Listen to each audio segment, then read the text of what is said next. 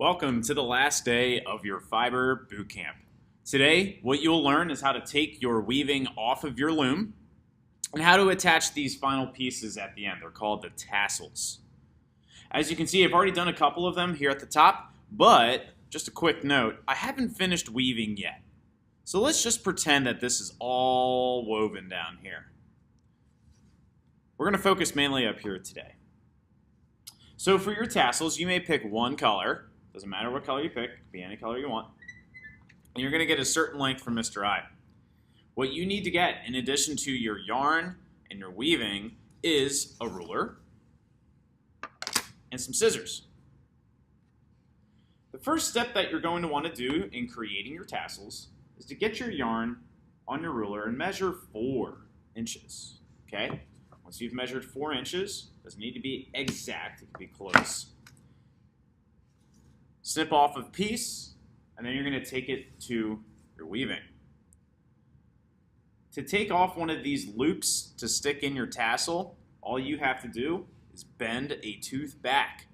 When you bend a tooth back, you're going to notice a loop. You can just take that right off. Okay? Pops right off. Now we're ready to attach your tassel. To attach your tassel, you're going to take your piece of yarn and you're going to bend it in half. When you bend it in half, it's going to create what I call a person. This person has a head and 2 legs. So you're going to take your person, and then you're going to put it right through that loop that you peeled off. Do it about half of the way. Okay? Once you go about half of the way, your person's going to do a little bit of yoga. Here's how they're going to do that. Take their feet, bend them back, and push it right through their head. Okay? Just like that. Push it all the way through.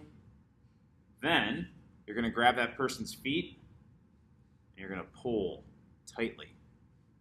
Once you pull tightly, it should knot and you create a tassel. So you're going to do that to all of the loops here. Once you get all of the loops that have the tassels, you're going to find that there's going to be the tail that you need to take off. So you're not going to be able to make a loop on the tail, but here's what you can do. Once you take off your tail, tie a knot.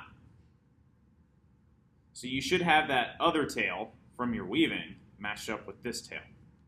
All you have to do is that overhand knot, so go over, then under, then pull.